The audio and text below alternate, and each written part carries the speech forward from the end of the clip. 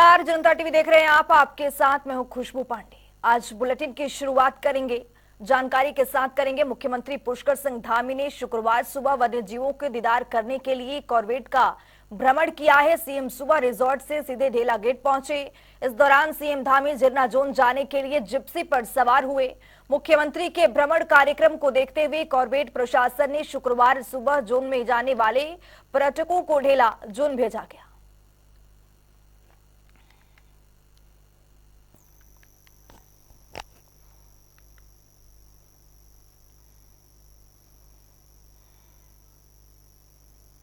रुक करेंगे अगली बड़ी खबर की ओर। इस वक्त की बेहद अहम जानकारी से आपको अपडेट करवाएंगे। देहरादून से ये बड़ी खबर सामने आ रही है। देहरादून आ सकते हैं धीरेन्द्र शास्त्री, 4 नवंबर को आ सकते हैं देहरादून। भव्य दरबार लगाने की तैयारी चल रही है। ये सूत्रों के हवाले से ये बड़ी जानकारी आपको दे रहे हैं। अंतर्राष्ट्रीय स्टेडियम में हो सकती है कथा, ये बड़ी जानकारी देहरादून से आपको बता रहे। देहरादून आ सकते हैं धीरेन्द्र शास्त्री, भव्य दरबार लगाने की यहाँ पर तैयारी चल रही है और अंतरराष्ट्रीय स्टेडियम में कथा भी हो सकती है।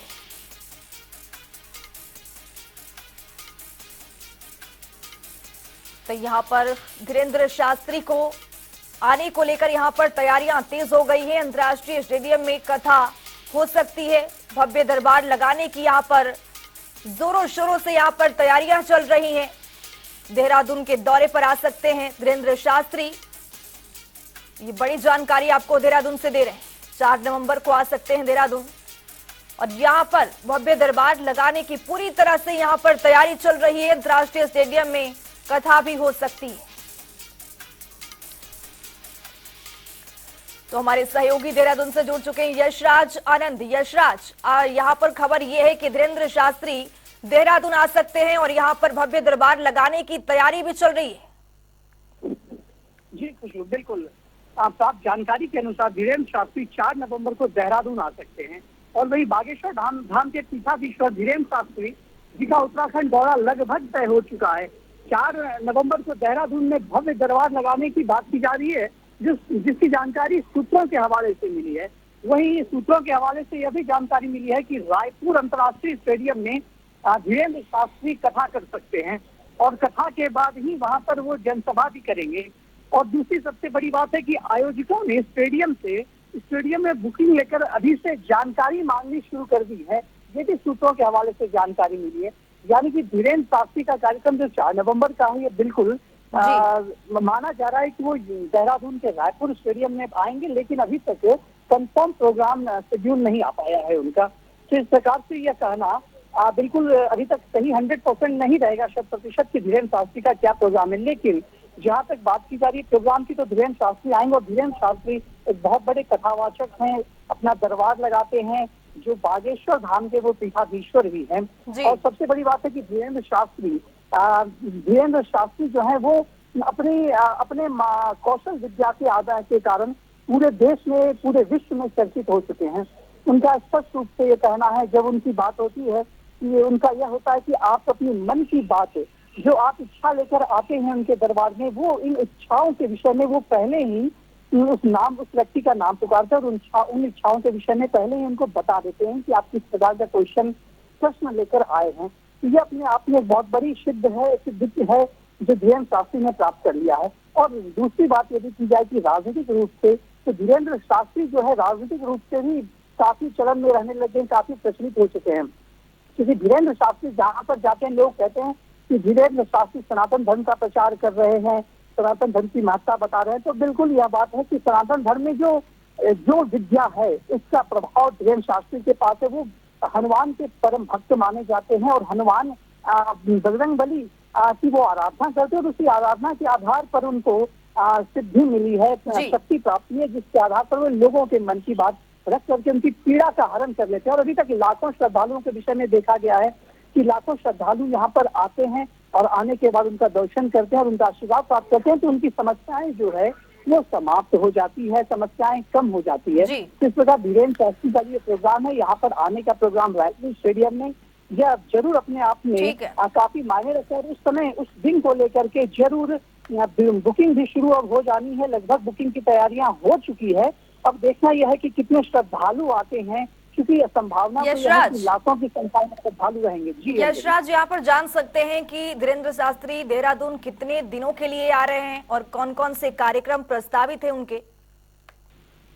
अंजलि, बिल्कुल मैं बताना चाह रहा हूँ कि धीरेन्द्र शास्त्री के प्रोग्राम का शेड्यूल तो अभी तक नहीं आया है, लेकिन वो जरूर 1 दिवसीय या 2 दिवसीय दौरा उनका हो सकता है। और वही यहाँ पर रायपुर स्टेडियम में जैसा जानकारी सूत्रों के हवाले से मिल रही है कि 1 दिवसीय कार्यक्रम होगा जहाँ वो जनसभा संबोधित करेंगे। वो अपना भव्य दरबार लगाएंगे, जिस भव्य दरबार में करीब लाखों की संख्या में श्रद्धालुओं के रहने की बात कही जा रही है। इस प्रकार से धीरेन्द्र शास्त्री का जो प्रोग्राम है, यह अभी तक कन्फर्म शेड्यूल नहीं आने के कारण कहना अस्पष्ट होगा, बिल्कुल लाजमी नहीं होगा, सही नहीं होगा कि ये कितने दिनों का प्रोग्राम है। लेकिन प्राप्त जानकारी के अनुसार, सूत्रों के अनुसार, यह प्रोग्राम जो है 1 से 2 दिनों का रहेगा। इस प्रोग्राम में धीरेन्द्र शास्त्री जो आएंगे तो अपनी दरबार लगाएंगे और यहाँ पर वो जनसभा भी संबोधित करेंगे और भव्य दरबार के बाद लोगों को वो आशीर्वाद देंगे, ताकि लोग जो है उनके आशीर्वाद से अनुग्रहित हों और लोगों के कष्ट को, दुख तकलीफों को हर लिया जाए। इस प्रकार धीरेन्द्र शास्त्री का यह जो यहाँ पर दौरा है, यह अभी कंफर्म दौरा नहीं है, लेकिन 1 से 2 दिन में उनके शेड्यूल के विषय में चर्चा होने के बाद उनकी शेड्यूल आ जाएगी और मिल जाएगा। और शेड्यूल के बाद ही कुछ कहना सही रहेगा कि धीरेन्द्र शास्त्री जी जो देहरादून आगमन हो रहा है, यह कितने दिनों का हो रहा है और यह कहाँ कहाँ, क्या उत्तराखंड आने के बाद वो कहीं और देहरादून के अलावा भी कहीं वो अपने भव्य दरबार को लगाएंगे या सिर्फ वो देहरादून में ही अपना भव्य दरबार लगाएंगे। और उसके बाद यदि बात की जाए सुरक्षा की, तो सुरक्षा की भी पाक चौबंद व्यवस्था की जा रही है। जी खुशबू। बहुत शुक्रिया यशराज आनंद तमाम जानकारी साझा करने के लिए। तो देहरादून के दौरे पर धीरेन्द्र शास्त्री आ सकते हैं, यहाँ पर सूत्रों के हवाले से ये खबर मिल रही है। 4 नवंबर को देहरादून आ सकते हैं और भव्य दरबार लगाकर यहाँ पर लोगों की समस्याएं भी सुन सकते हैं, दुख के निवारण भी कर सकते हैं। तो अंतर्राष्ट्रीय स्टेडियम में ये पूरी तरह से कार्यक्रम को लेकर यहाँ पर तैयारी की जा रही है।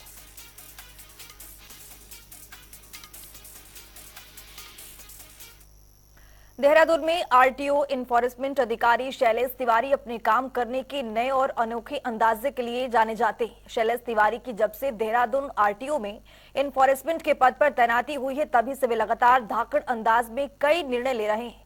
हमारे संवाददाता यशराज आनंद ने आरटीओ इन्फोर्समेंट अधिकारी शैलेश तिवारी से खास बातचीत की है, आइए आपको सुनाते हैं।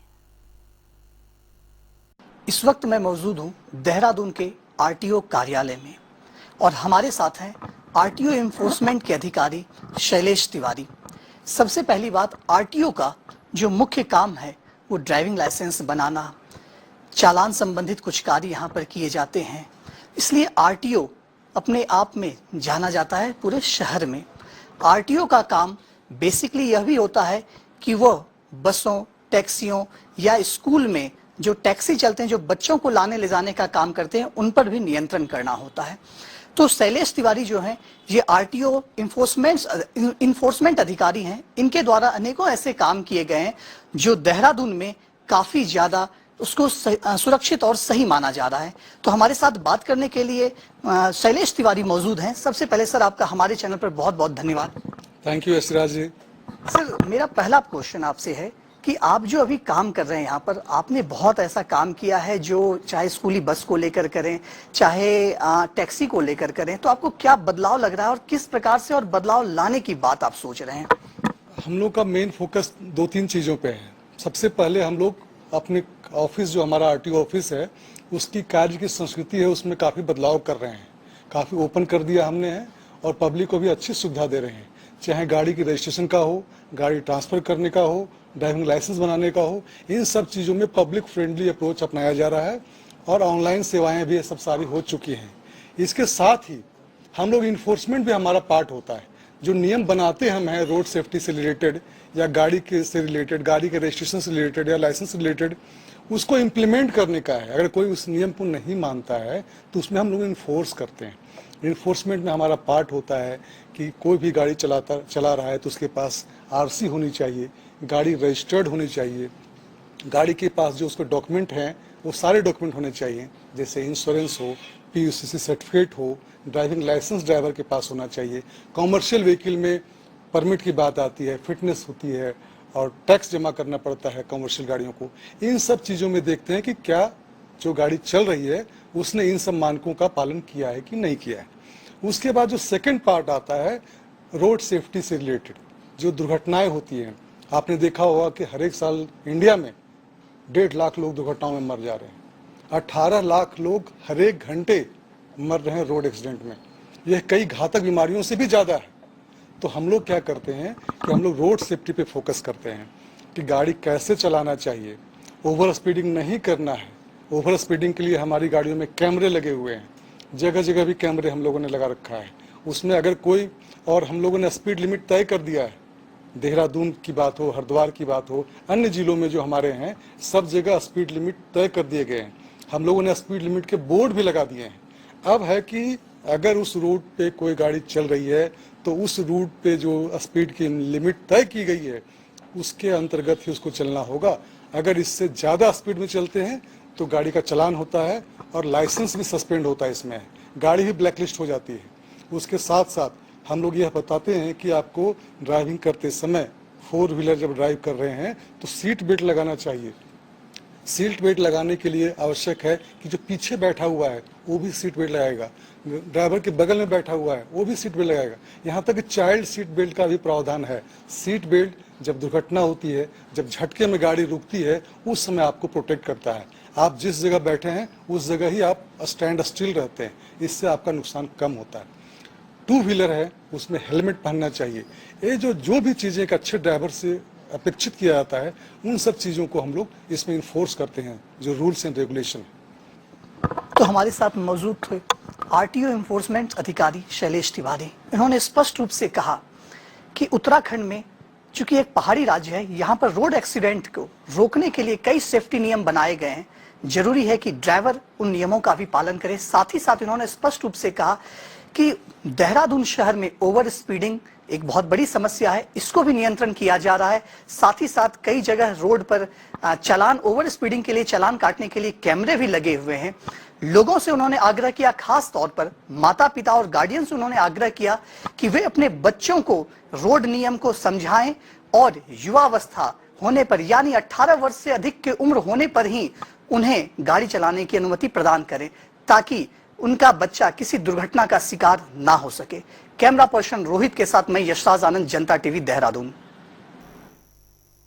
राजधानी देहरादून में धीमी गति से चल रहे स्मार्ट सिटी के कार्यों की वजह से सड़कों की हालत में खासा सुधार देखने को नहीं मिला, जिसे देखते हुए जनता को भी खासी दिक्कतों का सामना करना पड़ रहा है। मेयर सुनील उनियाल गामा ने कहना है कि पहले स्मार्ट सिटी के काम धीमी गति में चल रहे थे, लेकिन अब उनमें तेजी पकड़ ली है। साथ ही उन्होंने आश्वासन दिलाते हुए कहा कि इन्वेस्टर समिट और दिवाली से पहले देहरादून के मुख्य सड़कों के साथ स्मार्ट रोड का काम भी पूरा कर लिया जाएगा, जिसके लिए सभी अधिकारियों को निर्देश दिए गए हैं कि और लगातार निरीक्षण भी किया जा रहा है। स्मार्ट सिटी के काम पहले बहुत स्लो थे, लेकिन अब उन्होंने कुछ रफ्तार पकड़ी है और इन्वेस्टर समिट से पहले और दिवाली से पहले हम जो मेन रोडों के काम हो रहे हैं, चाहे वो चक्रता रोड हो, चाहे राजपुर रोड हो, चाहे हरिद्वार रोड हो, चाहे एसी रोड हो, और जो हमारी स्मार्ट रोड बननी है उसके लिए भी हम इन्वेस्टर समिट से पहले ये सब काम कंप्लीट हो जाएंगे। ये अधिकारियों को भी कहा है और लगातार हम उसकी मॉनिटरिंग भी कर रहे हैं। खबर देहरादून से है, जहां जिलाधिकारी और जिला निर्वाचन अधिकारी डॉक्टर सोनिका ने वीएम वेयर हाउस परिसर का मासिक निरीक्षण किया। इस दौरान उन्होंने व्यवस्थाओं का जायजा लिया है। निरीक्षण के दौरान जिलाधिकारी ने सुरक्षा में लगे कर्मचारियों एवं ड्यूटी रोटेशन की जानकारी ली। इस दौरान उन्होंने ईवीएम गोदाम में लगे तालों के सील और सीसीटीवी का भी अवलोकन किया।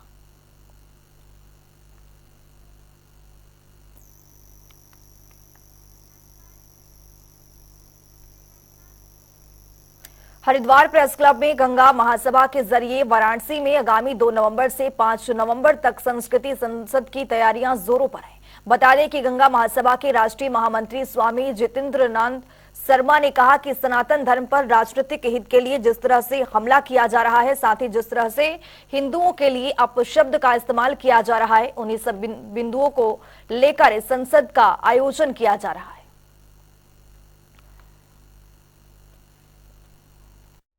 भारत का जो सनातन धर्म है उसकी संस्कृति के ऊपर आघात का प्रयास किया गया। उसको रोकने के लिए संतों का एक मीटिंग बुलाया गया, जिसमें दक्षिण उत्तर पूर्व पश्चिम के सभी बड़े धर्माचार्यों का एक सम्मेलन होगा। उसमें विचार मंथन होगा। जिन जिन के प्रभाव क्षेत्र में जो राजनेता हैं वो उनको पहले जो हमारी लोकतंत्र की व्यवस्था है उसके अनुसार ज्ञान की भाषा के माध्यम से समझाने का प्रयास करेंगे। तो एक ये प्रयास हम लोगों ने किया है। 2 से 5 नवंबर तक अखिल भारतीय अखाड़ा परिषद, अखिल भारतीय संत समिति, श्री काशी विद्वत परिषद जो सनातन हिंदू धर्म की अथॉरिटी विद्वत संस्था है, तीनों का मार्गदर्शन है और पंडित मदन मोहन मालवीय जी द्वारा स्थापित गंगा महासभा इस कार्यक्रम को कर रही है।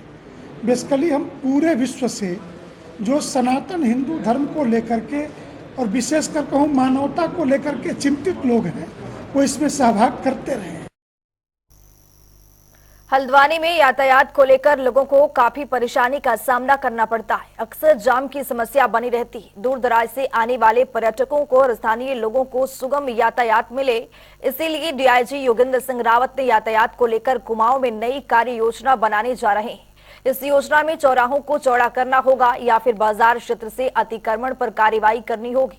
इस दौरान उन्होंने कहा कि जल्दी शहर में सुगम यातायात के लिए आवश्यक कदम उठाए जाएंगे। तरह की योजनाओं पे काम करने का मेरा विचार है। एक लॉन्ग टर्म जो 4 साल, 5 साल, 6 साल वाली है, जिसमें कि कुछ नए मार्गों का निर्माण के लिए हम प्रस्ताव भेज सकते हैं या जो अन्य एजेंसीज हैं उनसे मिल बैठ के इस प्रकार का एक ब्लूप्रिंट बना सकते हैं जो भविष्य के यातायात को डिकंजेस्ट करे। दूसरा शॉर्ट टर्म है जिसमें कि जो छोटे मोटे अतिक्रमण हैं सड़कों के किनारे किए गए या किसी कॉर्नर को या किसी चौराहे को थोड़ा चौड़ा करना हो या वहाँ पर अगर कोई हम इधर से कुछ चीज़ हटा के या कहीं कोई चीज़ जोड़ के ट्रैफिक को स्मूथ कर सकते हैं, इस पर हम स्पॉट बाय स्पॉट कार्रवाई करें। हल्द्वानी के तराई के जंगलों में मानव वन जीव संघर्ष की घटनाएं लगातार बढ़ रही हैं। कई बार जंगली जानवर आबादी वाले क्षेत्र में पहुंच जाते हैं, जहां जानवरों का रेस्क्यू करने में वन विभाग को परेशानी के सामना करना पड़ता है। ऐसे में तराई पूर्वी वन विभाग की रेस्क्यू टीम को पहली बार स्पेशल बॉडी आर्म किट उपलब्ध कराई गई, जहां रेस्क्यू टीम के कर्मचारी किट पहनकर जंगली जानवरों को रेस्क्यू कर सकेंगे, जिससे मानव वन्य जीव संघर्ष की घटनाओं को कम किया जा सके। देखिए, 2 चीज़ें जो है जो हम मानव वन्यजीव संघर्ष में जो है ना हमारे यहाँ पे जो है हमने जो है वाइल्ड लाइफ हॉटस्पॉट्स को जो वाइल्ड लाइफ हॉटस्पॉट्स हैं उनको जो है चिन्हित किया गया है और हमारे यहाँ पे जो है 10 से 15 हमने जो है स्पेशल किट्स मंगवाई गई हैं कि जब भी रेस्क्यू होना है तो उन किट्स वो जो उनको हम बॉडी आर्मर बोलते हैं, तो बॉडी आर्मर के माध्यम से और साथ में ही उस जो वो एनिमल है, चाहे टाइगर हो चाहे लेपर्ड हो, उसकी लोकेशन जो है ड्रोन के माध्यम से जो है आइडेंटिफाई और जो है उनको दिखा जाएगा। हमारे द्वारा जो है इस किट का उपयोग पहले भी पिछली बार जो है लाल कुआं में किया गया था, जहाँ पे एक लेपर्ड को जो हमने रेस्क्यू किया था शांतिपुरी एरिया से। और भविष्य में भी हमने अभी हाल ही में 30 लोगों की जो है टीम तराईपुरी वन प्रभाग में जो है तैयार कर दी गई है, जिनकी अभी हाल ही में 2 दिन की कार्यशाला भी थी। टून पुलिस ने बहुत चर्चित रजिस्ट्री घपले में 17वां आरोपी को यहां पर गिरफ्तार कर लिया है। आरोप है कि उसने रक्षा मंत्रालय को आवंटित 55 बीघा जमीन की फर्जी रजिस्ट्री बनाई थी। आरोपी सुभाष नगर में 2500 गज जमीन के फर्जी दस्तावेज बनाकर 11 लोगों को बेचने वालों में भी शामिल रहा। उससे कई और आरोपियों के नाम पता पुलिस की जानकारी में आए हैं, जिनकी तलाश पुलिस कर रही है।